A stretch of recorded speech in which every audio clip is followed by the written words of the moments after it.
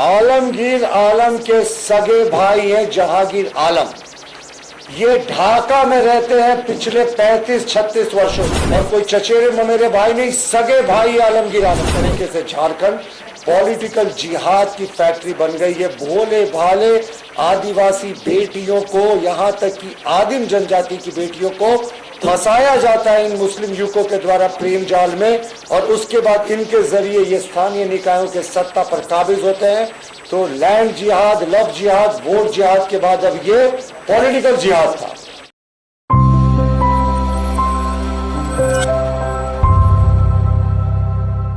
बताता हूं कि जहांगीर आलम का नाम तो हमने सबने सुना, आलमगीर आलम के कॉन्टेक्स्ट में।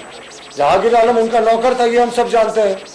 अब जहांगीर आलम द सेकंड, ये जहांगीर आलम द सेकंड के बारे में आज मैं आपको बताऊंगा।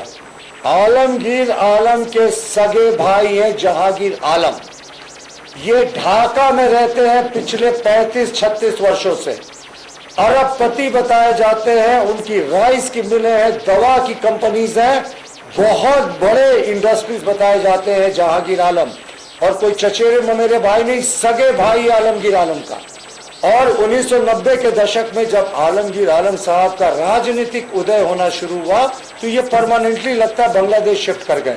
तो इनका राजनीतिक उदय और इनके भाई जहांगीर आलम का बांग्लादेश शिफ्ट होना और देखते देखते जीरो से हीरो बन जाना, एक बड़ा इंडस्ट्रीज बन जाना, कहीं यहां भी तो घालमेल नहीं है। हम ईडी से मांग करते हैं कि जो वो इंडस्ट्रीज बन गए 25-30 वर्ष में, देखते देखते अरबपति बन गए, करोड़पति भी नहीं, इस पूरे मामले में कहीं आलमगीर आलम का पैसा तो नहीं लगा।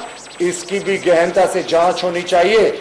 जहांगीर आलम नौकर की तो जांच चल रही है, पर जहांगीर आलम भ्राताश्री की भी जांच होनी चाहिए, तभी दूध का दूध और पानी का पानी होगा। बांग्लादेश शिफ्ट कर गए साहब, ढाका के पास बड़े इंडस्ट्रियलिस्ट हैं, और इनका उदय और उनका पैसे का उदय एक साथ होता है।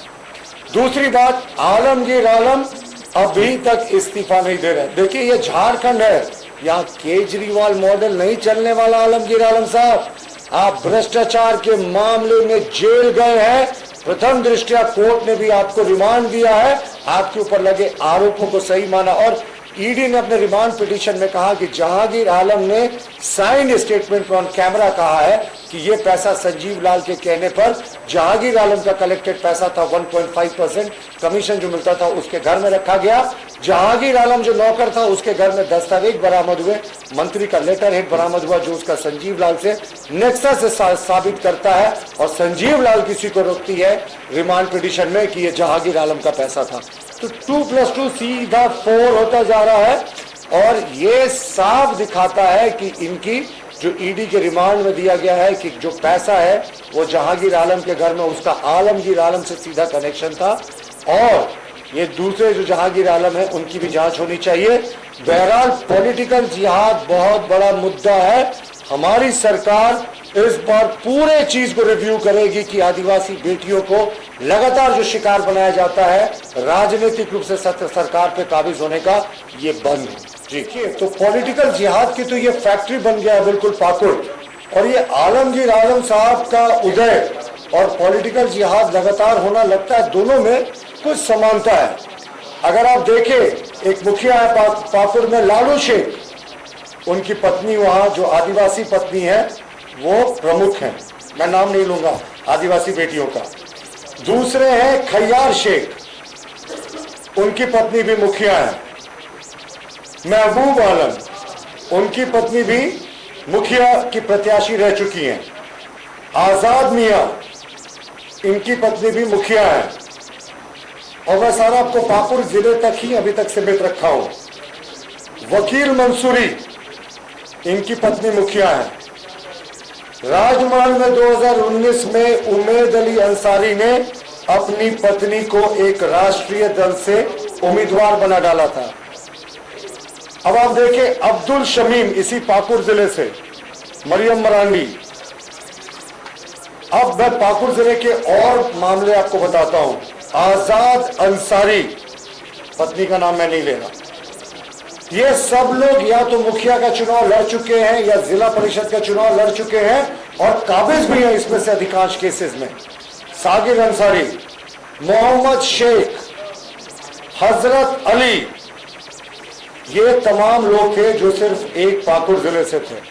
हमने बताया ना आपको कि 200 से ज्यादा हम लोगों ने डेटा इकट्ठा किया है। अब आते हैं, थोड़ी नजदीक आते हैं और नजदीक में चलते हैं, हम आपको रांची जिले ही ले चलते हैं। तबारक अंसारी हैं, रांची जिला परिषद के उम्मीदवार रह चुकी हैं इनकी पत्नी। इकरामुल अंसारी हैं, इन्होंने तो आदिम जनजाति की एक बेटी से शादी की और बताया जाता है तीसरी पत्नी है, गुमला से, और मुखिया है। और रांची के ही मोइन अंसारी मुखिया पद की उम्मीदवार थी, इनकी पत्नी। और रब्बुल अंसारी, ज्यादा दूर नहीं जाना है, रांची जिले में ही है, इनकी पत्नी भी बड़े पद पर है। तो हमारा मानना है कि जो आज हमने आपको उदाहरण दिए, ये 15, 16, 17 उदाहरण, ये तो सिर्फ शुरुआत है। ऐसे 200 से ज्यादा केसेस हैं जब एक मुसलमान समुदाय के लोगों ने दूसरी तीसरी शादियां, कुछ केसेस में सिंगल पत्नी भी हैं, अधिकांश केसेस में दूसरी तीसरी शादियां के रूप में इन आदिवासी बेटियों को प्रलोभन देकर फंसाया मोजाल में और उनके जरिए पॉलिटिकल जिहाद किया, यानी स्थानीय निकायों के चुनाव पर काबिज हुए। और सिर्फ स्थानीय निकाय नहीं, इनका मन तो इतना बढ़ गया कि इन्होंने पिछले बार राजमहल से भी कोशिश कर ली, इस बार भी राजमहल से एक जो प्रत्याशी लड़ रहे हैं उनके पति जो है वो मुस्लिम है और वो भी उनकी दूसरी पत्नी बताई जाती है।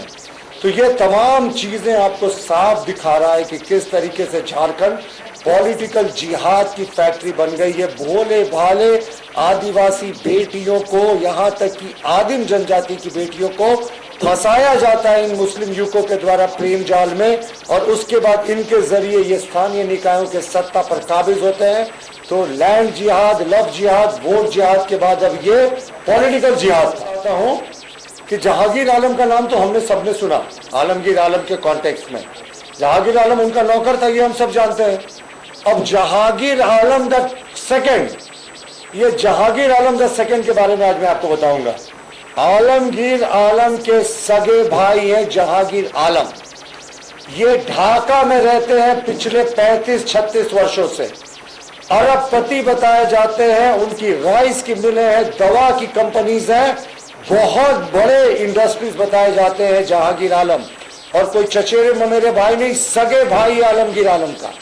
और 1990 के दशक में जब आलमगीर आलम साहब का राजनीतिक उदय होना शुरू हुआ तो ये परमानेंटली लगता है बांग्लादेश शिफ्ट कर गए।